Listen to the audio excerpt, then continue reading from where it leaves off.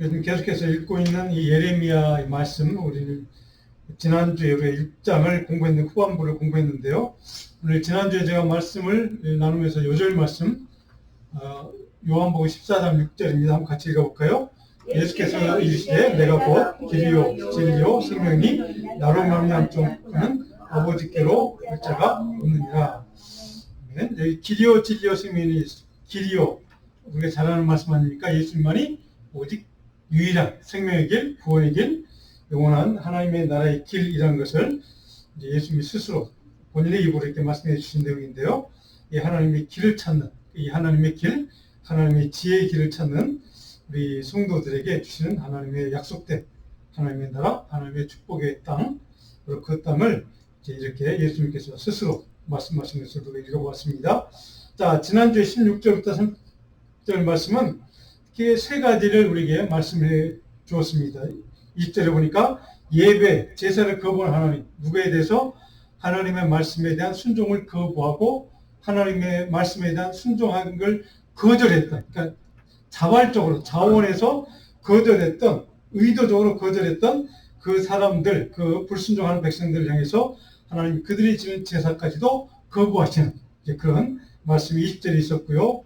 6장 21절에 보니까 그 하나님이 그 백성들, 불순종하는 자녀들에 대해서 그 악한 길을 선택했던 사람들에 대해서 이제 그들을 심판하시는데, 책망하시는데 어떻게 책망하시는가?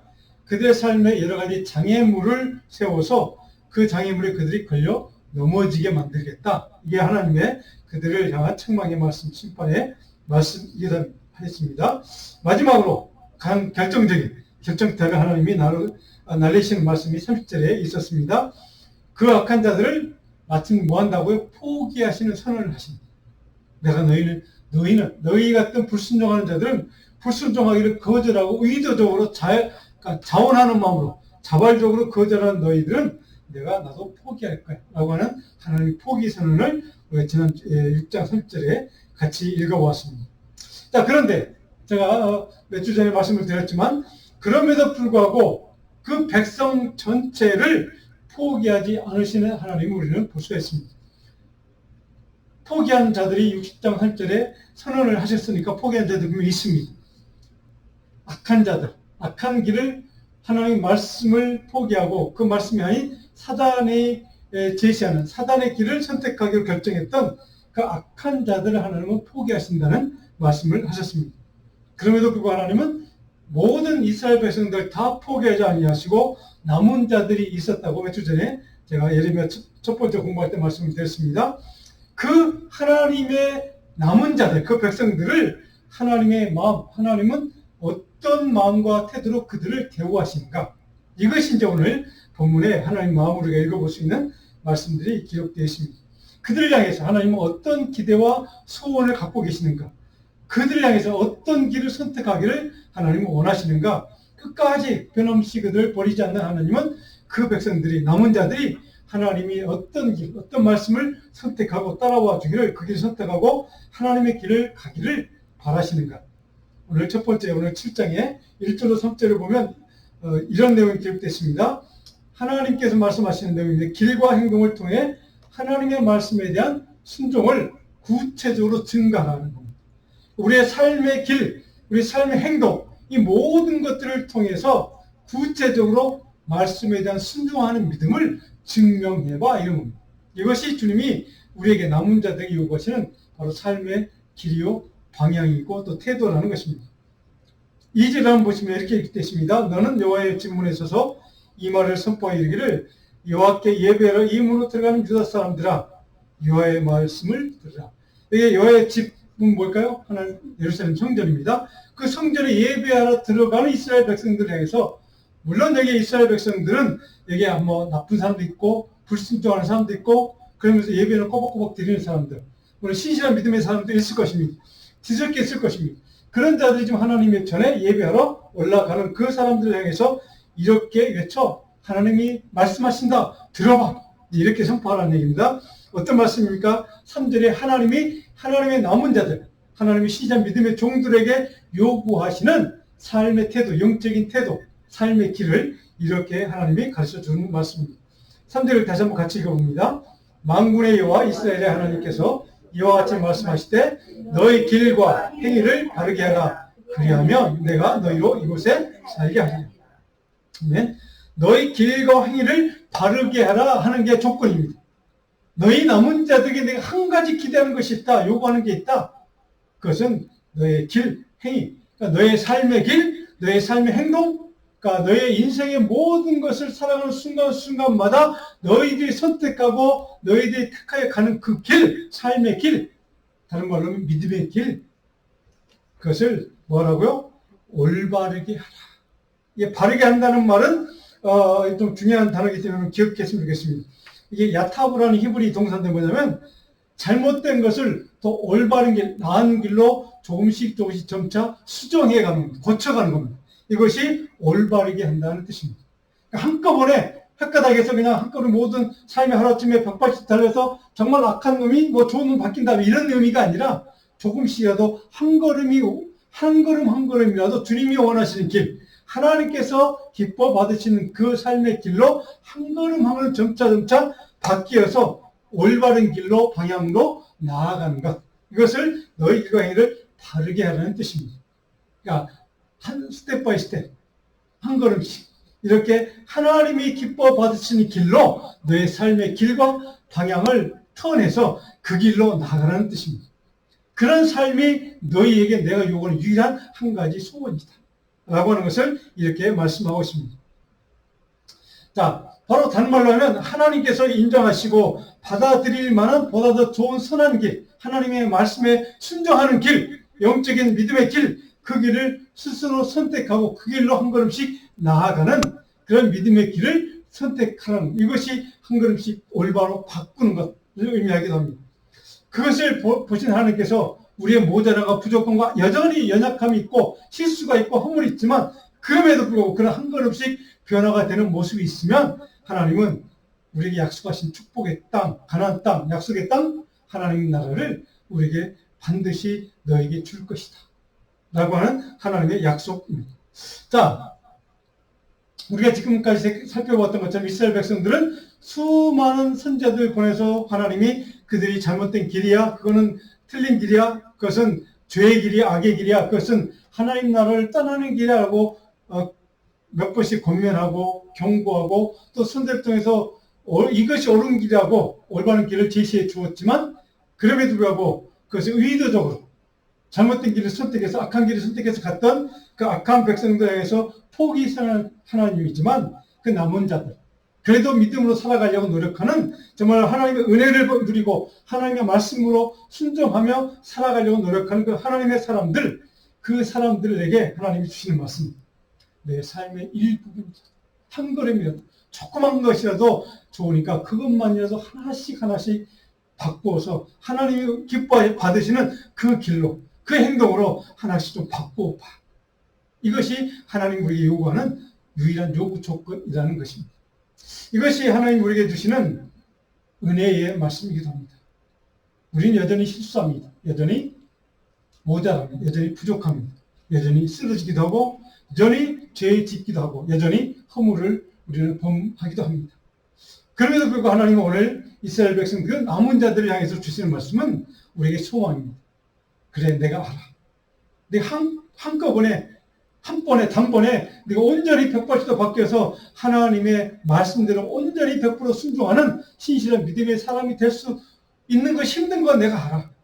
그러나 내가 원하는 것 한 걸음이라도 하나씩이라도 작은 한 가지라도 하나님의 말씀대로 순종해 보려고 노력해봐. 그 길로 내가 가겠다고 믿음으로 결단하고 그 길로 가도록 한번 내게 도움을 달라고 한번 구해봐. 그러면 내가 너에게 약속했던 너를 도와줄 뿐 아니라 내게 약속했던 구원의 은혜, 하나님 나라의 은혜, 하나님 나라의 그 약속의 땅을 내가 분명히 너에게 줄 거야 라고 하는 하나님의 약속. 이것이 우리에게 소망이고 우리에게 희망입니다. 우리는 여전히 넘어지고 쓰러진다 할지라도 이 말씀을 인하여 이 말씀 때문에 우리는 그럼에도 불구하고 다시 일어나서 한 걸음 더 하나님이 기뻐 받으시는 길로 하나님이 원하는 그 길로 나아가려고 노력하는 믿음의 결단. 이것이 있으면 하나님은 만족하시겠다. 그것만이라도 있으면 내가 너를 어여삐 받아주시겠다라고 하는 하나님의 말씀입니다. 오늘 이 말씀을 오늘 저와 여러분들에게 우리의 삶에게 주시는 소망의 말씀으로 받았으면 좋겠습니다. 우리가 한꺼번에 하나님의 영광을 위해서 위대한 일을 할 수는 없지만 그래도 조금이라도 하나님이 원하는 길, 하나님이 기뻐 받으시는 그 길, 하나님이 인정해 주실 수 있는 그 삶의 길, 그 믿음의 길을 하나로 선택해서 갈 수 있다면 그것을 보시고 하나님은 우리에게 더 큰 놀라운 약속하신 축복과 은혜를 또 하나님의 나라의 복을 우리에게 주실 줄로 믿습니다. 이것이 우리가 매일 하나님의 말씀을 묵상하고 하나님 말씀대로 지키려고 노력하는 우리가 신앙생활을 하는 이유가 바로 거기에 있습니다. 바로 그 믿음의 은혜가, 그 변화의 역사가 우리 자녀들에게도 늘 충만하게 있으면 좋겠습니다. 자, 두 번째로 오늘 본 말씀 4절로 8절에 하나님의 그 무익한 거짓을 포기하고 하나님이 요구하는 건 이거다. 약한 자들, 그러니까 사회적인 약자들을 뜻합니다. 그 약자를 위해서 하나님의 공의를 실천하는 삶을 한번 살아봐 하는 것입니다. 내가 위대한 일, 정말 엄청난 일을 하지 못하더라도 내 주변에 있는 약한 사람들, 연약한 자들, 하나님이 특별히 관심을 갖고 있는 그 고아와 가부와 어떤 그 연약한 그 이방인들, 그 나그네 같은 사람들, 그런 사람들을 향한 공의, 하나님의 의를 한번 실천하면서 살아봐 하는 것입니다. 이것이 있으면 내가 너를 어여삐 봐줄게 하는 그런 말씀입니다. 오늘 사절에 보니까 그들의 거짓, 아까 사탄의 유혹과 속삭임, 미혹은 무엇인가? 여호와의 성전이라, 여호와의 성전이라, 여호와의 성전이라. 세 번씩이나 반복합니다. 엄청난 반복입니다. 히브리에서 두 번 반복되는 것은 엄청난 강조하는 의미가 있습니다. 근데 세 번씩 같은 말이 반복되는 것은 엄청난 강조가 되고 있다. 무슨 말입니까? 하나님의 성전이 바로 여기야, 여기야, 라고 하는 거짓 예언자들, 거짓된 악한 사단의 유혹과 미혹이 있다는 겁니다. 하나님의 성전은 어떤 곳입니까? 거룩한 곳이고 하나님을 참으로 예배하는 신령과 진리로 예배 드리는 장소, 하나님을 신실하게 경배하는 장소, 하나님 신실히 믿는 자들이 하나님을 찬양하는 장소, 정말 우리가 간절한 간구와 소원과 하나님의 영광을 위해서 정말 하나님 앞에 간절한 마음으로 기도하는 장소, 이것이 하나님의 성전입니다.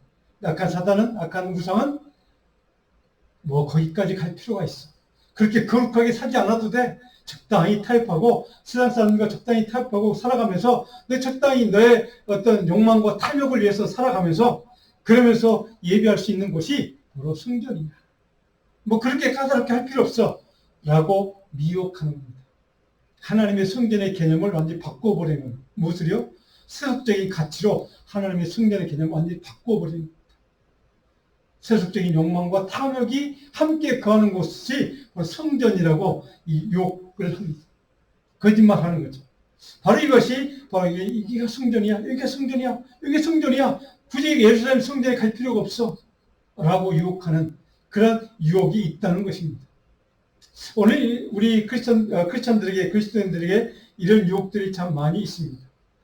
물론 여기에 성전이라고 하는 것은 예루살렘 성전, 정말 오늘날로 교회당, 예배당, 이런 성전의 그 건물을 의미하지 않습니다. 하나님을 신실하게 찬양하고 경배하는 그 마음이 있는 곳. 바로 그것을 바로 성전이라고 한다면, 바로 하나님이 신실하게 참으로 신령과 진리로 예배할 수 있어야 하는 그 장소인 하나님의 성전이 악한 생각, 세속적인 생각, 사단의 생각, 욕망, 탐욕, 이런 것들이 같이 거하면서 그런 것들을 같이 섬기면서 하나님을 예배하는 곳, 바로 그것을 바로 성전이라고 착각하게 만든다는 것이죠. 오늘 이 시대가 바로 그런 시대가 아닌가 저는 생각합니다.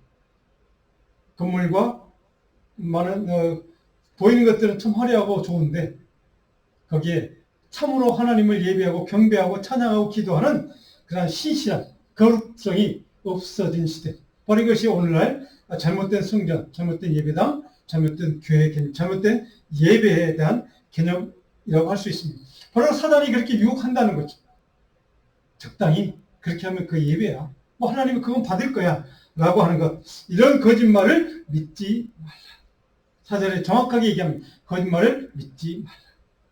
그래서 사단의 유혹과 미혹은 생각도 하지 말고 믿지도 말고 받아들이지 말라는 뜻입니다. 그것은 오직 거짓, 사단의 유혹, 미혹일 뿐이다. 그것은 가식된 예배일 뿐이다. 라고 하는 준엄한 하나님의 심판이요 하나님의 책망의 말씀이기도 합니다. 그렇다면 하나님이 우리에게 원하시는 진정한 신실한 하나님 받으시는 기뻐하시는 우리가 드려야 될 참된 신앙의 삶, 참된 예배는 무엇일까? 5절입니다. 이렇게 예배하고 이렇게 살라는 것입니다. 같이 읽어볼까요? 5절. 너희가 만일 길과 행위를 참으로 바르게 하여 이웃들 사이에 정의를 행하며 참으로 바르게 하다. 참으로 바르게 한다. 야타브 아까 위에 설명된 바르게 한다 같은 말입니다. 참으로 바르게 한다. 이게 반복되어 있습니다. 2번이나 반복되어 있습니다. 자, 강조라고 말씀을 드렸습니다. 그것은 진실되고 올바른 하나님의 공의에 따라 사는 삶을 하나님은 우리에게 기대하신다고 했죠. 위대한 일을 하지 않아도 좋습니다. 엄청난 일을 솔로몬처럼 다윗 준비하고 솔로몬이 완성했던 그 솔로몬 성전처럼 그 위대한 일을 하지 않아도 좋지만 너희들이 할 수 있는 일, 그것은 오늘 5절의 말씀, 길과 행위를 참으로 바르게 하되, 참으로와 바르게 하다가 2번 반복해서 야타브라는 동사가 2번이나 반복되어 있습니다. 하나님이 원하는 신실한, 진실된 그런 마음과 믿음으로 하나님을 예배하고 경배하고 섬기는 그런 예배, 바로 그런 신앙생활이 너에게 필요하다는 것입니다. 그것이 정의를 행한다, 이웃들 사이에 정의를 행한다, 공의를 행한다는 말로 이렇게 표현됐습니다. 하나님의 신실한 믿음의 사람들은 이웃 사람들을 향해서 그가 누구에 되든 상관없이 그 사람을 향해서 하나님의 의, 하나님 말씀대로 따라서 그 사람을 대우하고 그 사람에 대해서 그렇게 기도하고 그 사람을 섬기고 그 사람을 이렇게 사랑으로 이렇게 품어준다는 뜻이기도 합니다. 참으로 바르게 한다. 참으로 그런 공의와 신실한 하나님 말씀이다. 순종의 믿음으로 이웃 사람들을 향해서 그렇게 대우한다는 뜻이기도 합니다. 이것이 바로 신실한 하나님이 성도에게 기대하시는 신실한 신앙의 삶이요 참된 예배자의 태도라는 사실입니다. 오늘 이 시대 오늘 우리가 회복돼야 될 것이 있다면 바로 이 태도입니다. 이 믿음의 모습, 이런 신앙의 모습입니다. 참으로 바르게 야타, 신실한 믿음, 신실한 마음으로 우리 이웃들에 대해서 하나님의 말씀대로 사랑하고 내 이웃을 내 몸처럼 사랑하라고 하는 이것이 율법의 완성이라고 말씀하셨던 그 예수님의 말씀처럼 하나님을 사랑하는 그 사랑으로 이웃을 사랑하는 그 사랑의 마음, 그 마음으로 바로 이웃을 대하면 바로 그것이 내가 너희를 인정하는 믿음의 모습이 될 것이다. 바로 이것이 오늘 예레미야 선지자에서 주시는 하나님의 우리를 향한 이 시대를 향한 메시지입니다. 그렇다면 구체적으로 이웃을 공의를 이루며 이웃을 대하는 구체적인 믿음의 삶은 무엇인가? 6절입니다. 이방인과 고아와 가부를 압제하지 아니하며 무죄한 자의 피를 이곳에서 흘리지 아니하며 다른 신들 뒤를 따라 화를 자초하지 아니하면 세 가지가 설명됐습니다. 올바른 신앙의 삶은 무엇인가? 첫 번째, 이방인 고아 가부, 이거 사회적인 약자라고 대표적인 인물들입니다. 그런 사람들에 대해서 핍박하지 말라는 겁니다. 그들을 압제하지 말라는 겁니다. 그들을 긍휼히 여기라는 겁니다. 두 번째로 동시에 어떤 일에 죄가 없는 사람을, 무고한 사람을 이렇게 그러니까 누명을 씌우거나 무고한 사람을 그렇게 죄를 뒤집어서서 그 사람을 고통을 주거나 핍박을 하지 말라 이렇게 되어 있습니다. 그러니까 억울한 누명을 쓰는 사람이 없도록 하라, 억울한 일이 없도록 하라 이런 얘기입니다. 세 번째로는 우상을 숭배하지 말라. 이 세 가지의 구체적인 삶의 모델을 우리에게 제시해 주고 있습니다. 이런 구체적인 삶의 모델을 통해서 너희들이 하나님의 말씀대로 순종하는 믿음, 말씀대로 순종하는 믿음으로 사는 신실한 참된 예배, 참된 하나님의 종, 하나님의 자녀로 살아가는 삶이 될 것이다 라고 하는 세 가지의 모델을 우리에게 이렇게 제시해 주고 있습니다. 자, 그렇게 사는 사람들 향해서 그런 남은 자들, 그런 믿음으로 사는 사람들에게 하나님은 어떻게 대우해 주는가? 7절입니다. 내가 너희를 이곳에 살게 하리니 곧 너희 조상에게 영원 묵도록 준 땅, 이 땅이니라. 아멘. 가나안 땅이죠. 약속의 땅. 아브라함에게 주시겠다고 약속했던 축복의 땅, 가나안 땅. 이 땅에서 영원히 살도록 내가 그 보장해 줄게. 너희들이 그렇게 살 조건입니다. 그렇게 살 때, 그런 공의를 향하는 말씀대로 순종하는 삶을 살 때 내가 너에게 축복할 것은 하나님이 약속했던, 아브라함이 약속했던 그 땅, 가나안 땅, 약속의 땅, 축복의 땅으로 영원히 그 땅에 그 지경 가운데 머물 수 있는 복을 내가 줄 거야 라고 합니다. 하나님의 약속이 반복되어 있습니다. 자, 하나님의 약속의 땅, 축복의 땅, 가나안 땅은 우리가 잘 아는 것처럼 아브라함에게 주셨던, 되도록 그 후손들에게 주셨던 그런 약속의 말씀 아닙니까? 바로 약속의 땅, 축복의 땅, 은혜의 땅, 그 은혜의 지경, 그 지경 가운데 내가 머물도록 하나님의 긍휼을, 너희를 사랑으로 너희를 품어주겠다는 뜻이기도 합니다. 바로 이것이 하나님의 공의 말씀대로 순종하는 하나님의 자녀들에게 주시는 하나님의 약속의 그런 은혜의 그런 말씀이기도 합니다. 저는 이 말씀이 오늘 이 말씀을 읽고 묵상하다가 이 말씀을 여러 번 반복해서 저는 읽게 됐습니다. 이유는 바로 이겁니다. 내 삶의, 내 신앙의 삶이, 내 지금의 신앙의 자리가, 내 삶의 신앙의 모습이 하나님의 축복의 땅, 약속의 땅에 머무를 만한 그러한 믿음의 삶을, 그런 말씀에 순종하는 삶을 나는 지금 살고 있는가? 이 질문 때문에 그렇습니다. 그 질문을 계속해서 묵상하며 하나님, 내가 내 삶의 자리가, 내가 지금 하나님 은혜의 자리, 축복의 자리, 하나님의 그 약속하셨던 그 긍휼의 자리에 지금 내가 머무는 그런 삶을 내가 살고 있는지, 그런 자격이 있는 사람인지, 저는 그 말씀을 오늘 여러분 묵상을, 그 주제를 생각을 했습니다. 오늘 예레미야를 통해 주시는 하나님의 약속의 말씀이 우리를 향한 하나님의 그런 교훈의 말씀이 바로 이겁니다. 우리의 신앙의 자리가, 내 믿음의 자리가 하나님의 긍휼과 놀라운 축복과 은혜를 누리는 그 믿음의 지경, 은혜의 지경에 머물 수 있을 만한 믿음이 내게 있는가? 이것이 오늘 우리에게 던져주시는 말씀이 주시는 제기하는 그런 묵상의 질문이기도 합니다. 자, 그런데 그렇게 약속하시고 그렇게 축복하시겠다고 그렇게 확인까지 해주셨는데도 불구하고 이스라엘 백성들, 그 악한 자들은 어떤 길을 선택하고 말하는가? 8절입니다. 보라, 너희가 무익한 거짓말을 의존한다. 여전히 그들은 무익한 악한 길, 거짓말, 그것을 선택했다는 뜻이기도 합니다. 자, 그 무익한 거짓말이라는 말, 여러분, 무익하다는 말이 있습니다. 그 거짓말, 아까 사단이 유혹하는, 미혹하는 그 말은 거짓말이야. 동시에 무익한 말이야. 아무런 도움도 못 돼. 아무런 너희의 삶에 좋은 영향을 주지 못하는 말이야. 거짓말이야. 라고 하는 뜻입니다. 아무런 영향력도 없고 무익한 헛된 거짓말, 바로 그것만을 여전히 신뢰하는 자들, 그들이 그래서 그 악한 길을, 그 죄의 길을, 멸망의 길을 선택한 사람들, 그래서 하나님은 그들을 나도 이제는 너희를 포기하겠다고 선언한 이유가 바로 거기에 있습니다. 왜? 그들 끝까지 그 악한 길, 멸망의 길을 선택하고 그 길을 여전히 신뢰하고 그 거짓된 길만을 가기를 고집했던 그들의 그 악한 심령 때문에 그렇습니다. 그들의 문제가 바로 거기에 있습니다. 어쩌면 오늘 우리들 가운데도 바로 우리의 문제도 바로 여기에 있을 것입니다. 여전히 하나님의 약속의 길, 말씀의 길, 하나님이 약속하셨던 그 축복의 길을 선택하는 것이 아니라 돌이켜서 그것을 선택하고 나아가는 것이 아니라 여전히 악한 길, 사단의 길, 사단이 유혹하는 미혹의 길, 그 길을 선택하기로 결정하고 여전히 고집하며 그 길만을 가는 그런 무익한 길, 거짓된 길을 가는 그런 우리의 아집들, 고집들, 그런 악한 선택의 길, 죄악의 길, 바로 이것이 오늘 우리들의 문제이기도 합니다. 그런 길들을 하루속히 떠나기를 돌이키기를 원하셨던 주님은 바로 그런 사람들을 향해서 내가 더 이상 내가 너희를 내가 봐줄 수가 없구나, 포기해야 되겠다라고 선포하신 이유가 바로 거기에 있다는 사실입니다. 자, 그런 거짓과 헛된 우상을 신뢰하고 의지하기로 결정했던, 선택했던 그들의 삶은 어떤 모습으로 드러나는가? 바로 그것이 바로 9절로부터 11절에 기록되는 말씀이기도 합니다.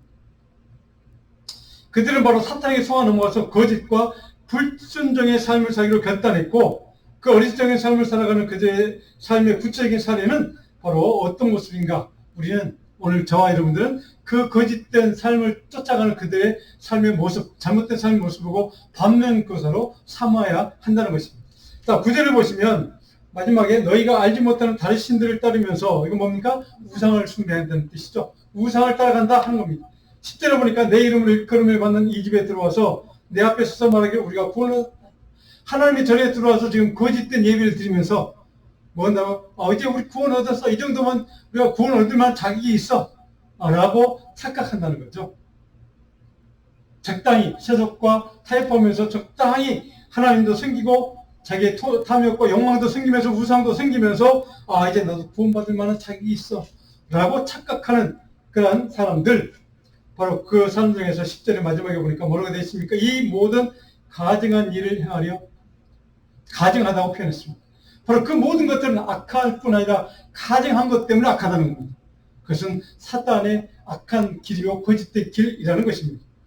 그 11절을 보니까 너희들이 하나님의 하나님의 이름으로 일컬음을 받는 이 거룩한 전 성전을 도둑의 소굴로 보이니 도둑의 소굴로 삼았구나 라고 그렇게 지금 책망하는 말씀이기도 합니다. 여기 많이 들어본 말씀 아닙니까? 우리 마가복음 11장 17절에 보시면 예수님께서 성전 정화 사건을 잘 아시죠? 그 사건과 관련된 이야기입니다. 우리 같이 한번 읽어볼까요? 이에 가르쳐 이르시되 기록된 바 내 집은 만민이 기도하는 집이라 칭함을 받으려 하고 하지 아니하였느냐? 너희는 강도의 소굴을 만들었도다 하며. 자, 예수님 지금 그 사건을 지금 이야기하는 겁니다. 그럼에도 불구하고 오랜 시간이 됐는데 예수님 당시에도 그 예루살렘 성전을 찾아온 사람들은 몇백 년 전에 예레미야 시대에 바로 책망했던 그 이스라엘 백성들, 그 사람들과 동일한 죄와 허물이 실수를 그들 동일하게 반복하고 있다는 사실입니다. 내 집은 기도하는 집인데 어찌 너희는 강도의 소굴로 만들고 마느냐? 라고 하는 책망의 말씀입니다. 자, 오늘 우리의 신앙생활이 바로 우리의 예배생활, 우리의 찬송, 우리의 기도가 바로 그 하나님도 포기했던 그 백성들처럼 가식이나 욕망이나 탐욕을 채우는 도구나 수단이 되지 않는지, 우리의 드린 예배, 기도, 찬양이 좀 나의 욕망을 채우는, 탐욕을 채우는 수단화하는 것은 아닌지, 바로 이것이 오늘 예배를 통해 주시는 하나님의 책망의 말씀이기도 하고 오늘 이 시대 우리가 정말 깊이 묵상해야 될 그러한 책망의 말씀이기도 합니다. 하나님이 요구하시는 것, 거짓과 가식이 아니라 참된 신실한 거룩한 진정한 순종의 삶의 모습, 바로 이것이 오늘 우리에게 하나님 요구하는 삶의 모습이라는 것입니다. 자, 네 번째로 살펴볼 12절, 15절, 오늘 보면 마지막 부분에 보면 저와 불순종을 망각했던 실로라는 장소가 실로 아마 들어봤을 겁니다. 실로라는 그 장소를 회복하는 것이 필요합니다. 어떻게 우리가 그것을 회복하는가? 영적인 실수와 실패를 반복하지 않도록 우리가 선택해야 될 믿음의 길이 있습니다. 그 실로라는 장소를 회복해야 될 믿음의 길, 우리가 신앙의 길이 있는데 그것이 무엇인가 한번 보도록 하겠습니다. 12절을 한번 같이 보면 12절 너희는 내가 처음으로 내 이름을 둔 초소 실로에 가서 내 백성 이스라엘의 악에 대하여 내가 어떻게 행한지를 보라. 자, 잘 보십시오. 이스라엘 백성의 악에 대하여 내 백성이라고 되어 있습니다. 내 백성이었던 그들이 어떻게 악을 행했고 그 악에 대해서 내가 어떻게 심판했는지를 너희들은 찾아봐. 근데 그 찾아보는 대상이 뭡니까? 실로라는 장소를 얘기해요. 실로. 근데 여기 12절 처음에 보니까 내가 처음으로 내 이름을 둔 처소.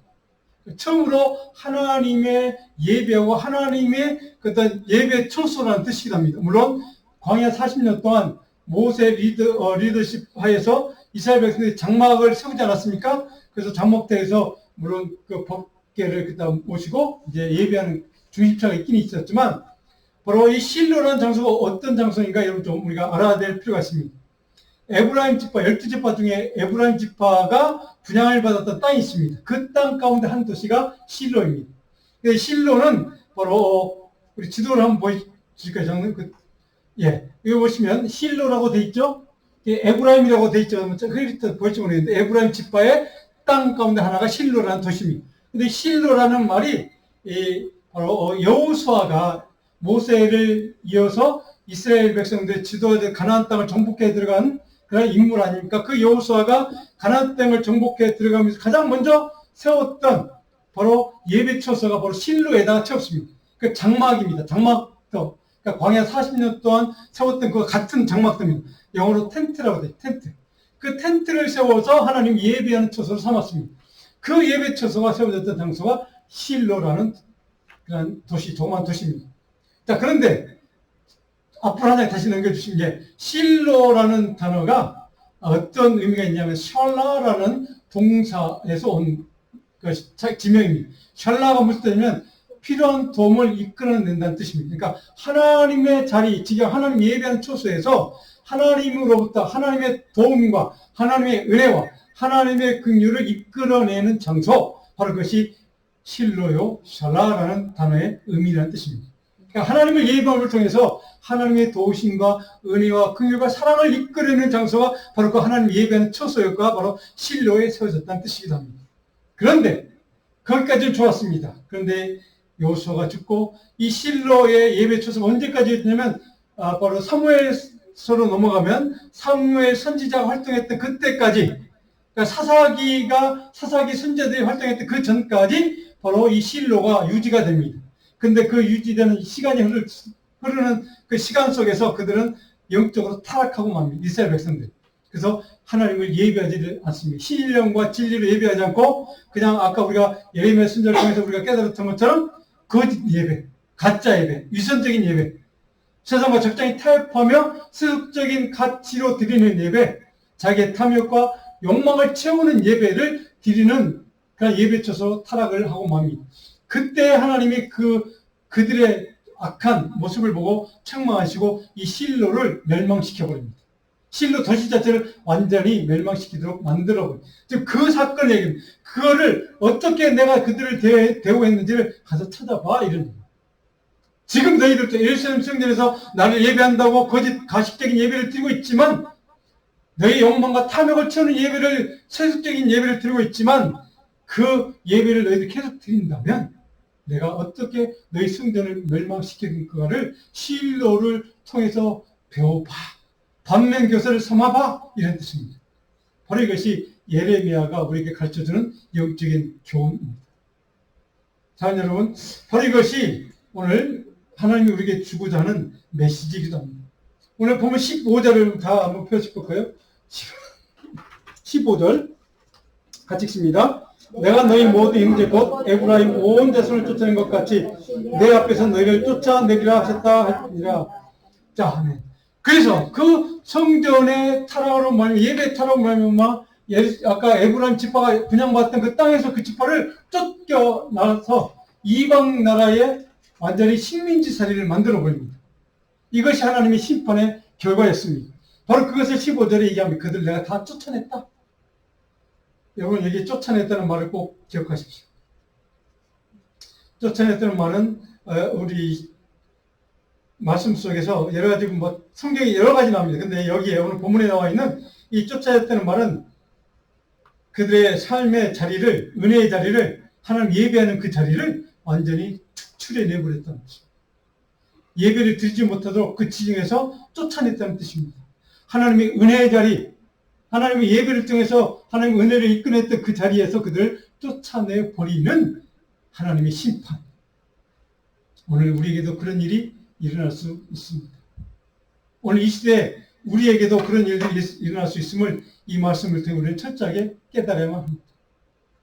하나님을 예배하는 그 자리, 하나님의 은혜가 흐르는 그 자리, 하나님의 거룩의 능력이 임하는 그 자리, 하나님의 사랑과 긍휼이 임하는 그 자리에서 쫓겨나는 우리가 된다면 우리가 어떻게 살 수가 있겠습니까? 오늘 이것이 실로의 그 영적인 타락과 예배의 타락을 바라보면서 하나님이 심판하셨던 멸망시켰던 이유가 바로 거기에 있습니다. 하나님은 저와 여러분의 삶이, 우리의 믿음의 자리, 우리가 예배하는 그 자리, 하나님의 은혜가 머물러야 할 그 자리, 하나님의 긍휼이 넘쳐 흘러야 할 그 자리가 영원히 지속되도록, 그래서 그 안에서 저와 여러분이 하나님의 놀라운 은혜와 긍휼을 사랑을 체험하기를, 경험하기를, 그래서 하나님의 나라의 은혜를 누릴 수 있기를 주님은 원하고 계신 줄 믿습니다. 그 자리, 그 은혜의 자리, 믿음의 자리, 축복의 자리, 그 자리가 저와 여러분의 삶의 자리가 되길 간절히 소원하고 축복합니다. 우리 자녀들이 그 자리에서, 그 지경에서 영원히 살 수 있기를, 거할 수 있기를 간절히 소원합니다. 쫓겨남을 당하는 그 자리가 아니라 은혜의 자리에서 축출되는 그런 저주받은 삶이 아니라 그 믿음의 자리, 긍휼의 자리, 은혜의 자리에서 영원히 거하는 하나님 놀라운 은혜를 누리는 복된 은혜의 지경 속에서 날마다 매 순간마다 그 놀라운 하나님의 복의 자리에 머무는 실로 샬라의 자리에 머무는 축출되는 샬라크라는 저주받은 그 자리에 머무는 것이 아니라 하나님 은혜의 자리 샬라 그 자리에 머무는 우리의 삶이 되기를 간절히 소원합니다. 그것이 우리가 날마다 기도하고 하나님을 찬양하고 하나님을 예배하고 경배하는 이유와 목적입니다. 하나님 주시는 샬라의 그 은총, 은혜의 은총, 우리를 지켜주는 그 축복, 그 말씀 우리가 늘마다 늘 기억했으면 좋겠습니다. 우리 성경 말씀 구절 좀 살펴보고 마치려고 합니다. 앞에 성경 구절 좀, 여호수아 18장 1절에 보면 이렇게 아까 말씀드렸던 기록됐습니다. 이스라엘 자손의 온 회중이 실로에 모여서 거기에 회막을 세웠으며 그 땅은 그들 앞에서 돌아와 정복되었더라. 하나님을 예배하는 예배 처소를 세우자마자, 회막을 세우자마자 그 땅, 전쟁했던 그 땅을 하나님이 그들에게 주셨다, 허락해 주셨다. 그래서 정복할 수 있었다 하는 것입니다. 무엇 때문에? 하나님을 예배하는 그 자리를 세웠기 때문에, 그 자리가 하나님의 은혜와 도우심과 긍휼을 구하는 이끌어내는 그 자리였기 때문에 그렇다는 뜻입니다.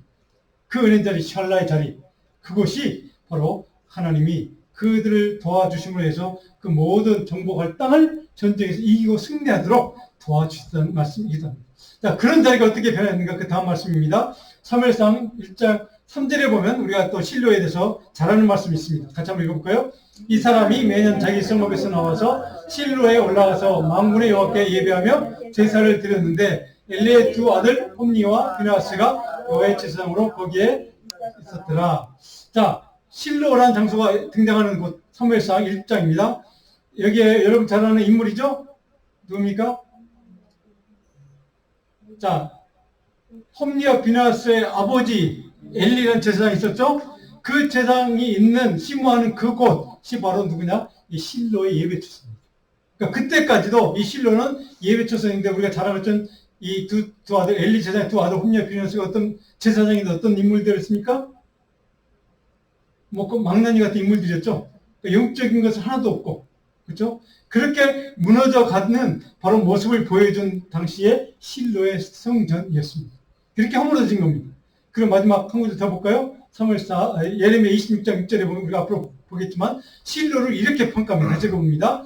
이 성전을 실로같이 되게 하고 이 성을 세계 모든 민족의 저주거리가 되게 하리라 하셨느니라. 자, 41장 5절. 그때 사람 80명이 자기들의 수염을 깎고 옷을 찢고 몸에 상처를 내고 손에 소재물과 여행해가지고 세겜과 실로와 사마리아로, 여러분 서격들을 보시면 뭐라고 됐습니까? 세겜과 실로와 사마리아로, 그 다음 뭐라고 됐습니까? 예레미야 14장 15절이었습니까? 자, 여기에서 제가 읽어보겠습니다. 세겜과 실로와 사마리아부터 와서입니다. 와서 그 다음에 여호와의 성전으로 나아가려 합니다. 그러니까 여기 실로의 성전이 있었는데 그게 제대로 기능을 했다면 실로에 가서 예배를 드렸겠죠. 근데 실로에서 예배 드렸던 사람들도 지금 여호와의 성전, 예루살렘 성전으로 나와왔다라는 뜻입니다. 그러니까 이때에 와서 바로 완전히 실로는 영적인 기능을, 영적인 중심지를 기능을 전혀 하지 못하는 타락한 장소가 되고 말았다는 뜻이기도 합니다. 그런 장소를 하나님이 어떻게 심판했는가를 찾아봐라고 말씀할 정도면 그만큼 실로는 영적으로 타락하고 하나님의 심판과 저주를 받아서 완전히 철저하게 파멸되고 멸망당한 도시가 되고 말았던 것을 우리는 잘 알 수 있습니다. 자, 이것이 오늘 우리 교회들에게도 해당되는 말씀이라고 저는 믿습니다. 유럽 교회들 크고 화려한 건물들인데 20명, 30명 앉아있는 주일 예배를 우리는 흔하게 볼 수 있습니다. 오늘 우리 많은 한국교회 코로나 시대에 지나면서 많은 한국교회 크리스찬들 숫자가 많이 줄었다고 얘기합니다. 실제 통계적으로 그렇다, 미국이라고 다르지는 않을 것 같습니다. 자, 머지않아 그런 일들이, 유럽의 교회 일들이 오늘 미국 땅에도 우리 한국 땅에도 일어날 수 있다는 사실입니다. 무엇 때문에? 하나님의 성전에서 신실하게 하나님의 은혜를 구하고 하나님의 도움을 구하고 하나님의 그 놀라운 사랑과 긍휼을 이끌어내는 그 장소가 우리의 욕망과 탐욕으로 우상 숭배로 타락하는 그 순간, 하나님의 예배가 사라지고 신실한 믿음이, 기도가 사라지는, 예배와 찬양이 사라진 그 순간 우리의 교회도 그렇게 될 수 있다는 사실을 우리는 기억해야만 합니다. 오늘 이 말씀을 기억하시면서 저와 여러분들의 인생에, 우리 남은 인생을 하나님, 우리의 삶이 실로가, 샬라가 될 수 있도록, 저주보다 샬라크가 아닌 하나님의 은혜가 긍휼이 날마다 머물고 흘러넘치는, 그래서 우리의 삶에 하나님의 은혜가 날마다 풍성히 임하는 복된 삶의 지경, 믿음의 지경, 은혜의 지경을 우리에게 허락해 주시옵소서. 그 복된 지경에 우리가 날마다 갈 수 있는 하나님의 도움과 긍휼을 허락해 주옵소서. 이 말씀 붙들고 같이 우리가 한번 통성으로 한번 2분 정도 같이 기도하고 제가 기도하려고 합니다. 우리 이 말씀을 기억하시고 우리 삶 가운데 하나님의 샬라, 하나님의 은혜와 지경과 사랑과 긍휼이 날마다 흘러넘칠 수 있는 복을 채워 주시옵소서.